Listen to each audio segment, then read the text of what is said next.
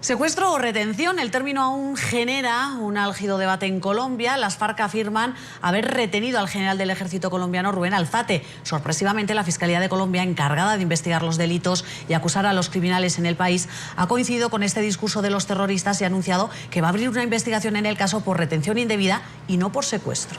Reconocidos juristas consultados por NTN 24 afirman que el delito de retención indebida no existe en el Código Penal colombiano y agregan que la privación de libertad del general colombiano debe ser castigada como un secuestro. Muchas han sido las preguntas que desató el secuestro del general Rubén Alzate, un suboficial y una abogada castrense, el pasado 16 de noviembre, a manos del grupo terrorista de las FARC en el occidente de Colombia. Una de estas aún genera controversia. Secuestro o retención. La Fiscalía de Colombia encendió la polémica luego que la semana pasada anunciara en un comunicado que investigaría los hechos no como un secuestro, sino como una retención, término que también es utilizado por el grupo criminal de las FARC. El fiscal general de la Nación, Eduardo Montealegre Linet, ordenó la apertura de una investigación por la retención indebida del general Rubén Darío Alzate Mora, comandante de la Fuerza de Tarea Conjunta Titán. En el Congreso, algunos senadores respaldaron el controversial anuncio. El legislador oficialista Armando Benedetti estimó que si los militares son capturados o privados de la libertad, debe ser calificado como una retención. Por su parte, el expresidente y hoy senador Álvaro Uribe cuestionó inmediatamente al fiscal Eduardo Montealegre por los efectos que tendría clasificar el delito de esa manera y no como un secuestro. Reunión con el fiscal. Considerar secuestro como retención es premiar al secuestrador y desconocer la magnitud del dolor de víctimas de este delito. En el programa La Noche de NTN 24, el procurador general Alejandro Ordóñez insistió en que el grupo terrorista de las FARC cometió un secuestro. Aquí se trata de un secuestro. Aquí no existen prisioneros de guerra. Aquí se pretende, y ahora pretende, que es una retención ilegal para darle una connotación y relacionarlos con los delitos de rebelión, con los delitos políticos, pero aquí estamos ante un secuestro, tanto jurídicamente y también con las connotaciones políticas que estamos comentando. ¿Qué implicaciones tiene? Juristas afirman que corresponde a la Fiscalía aplicar la legislación interna como lo reconoce el derecho internacional y, según expertos consultados por NTN 24, en el derecho penal colombiano no existe el delito de retención indebida o ilegal, por lo que la privación de libertad no podría ser calificada como una retención. Afirman que el fiscal Montealegre, quien se ha mostrado abiertamente a favor de penas alternativas para miembros de las FARC tras la eventual firma de un acuerdo de paz, envía así una señal confusa, pues la figura que contempla el Código Penal es secuestro simple con penas de 16 a 30 años de prisión o secuestro extorsivo, castigado con hasta 42 años de cárcel. Pues hasta ahora establecemos contacto en vivo en Bogotá, Colombia, con Juan Manuel Charri, él es abogado constitucionalista. Señor Charri, buenas tardes, gracias por acompañarnos. Eva, buenas tardes y un saludo para todos los televidentes en el Caribe y en Estados Unidos. Bueno, como constitucionalista, ¿es procedente o no llamar a este secuestro retención indebida? ¿Se pueden usar los dos términos? ¿Hay alguno que esté mal utilizado? ¿Y qué opina de las declaraciones del fiscal?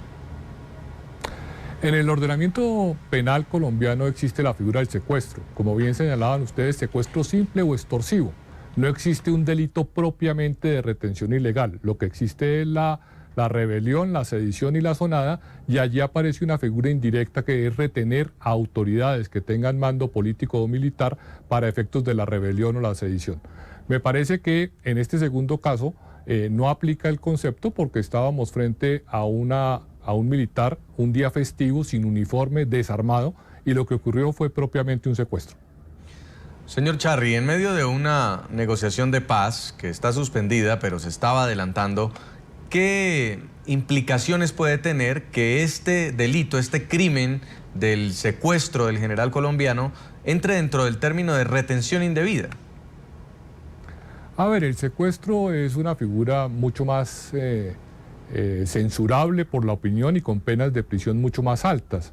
Tratar de llevar esa conducta a los conocidos delitos políticos como rebelión, sedición y asonada es darle una connotación de menor gravedad, con menos sanción penal y de mayor aceptación para la opinión pública.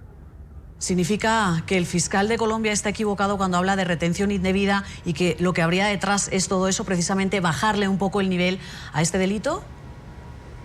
Pues en mi opinión se trata de un delito de secuestro y me parece que el fiscal ha dado, digamos, señales de querer facilitar el acuerdo de paz y estar lo más próximo para que las FARC acepten las condiciones del Estado.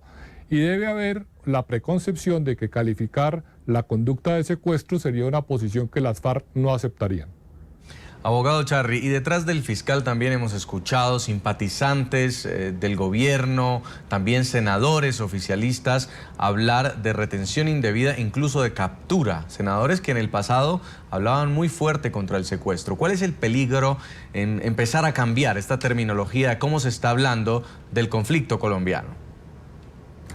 A mí me parece que todo esto obedece al contexto de que cualquiera que sea el acuerdo que se suscriba con el grupo guerrillero de las FARC va a ser llevado a refrendación popular o electoral y finalmente será la sociedad colombiana la que vote si se aceptan o no los acuerdos.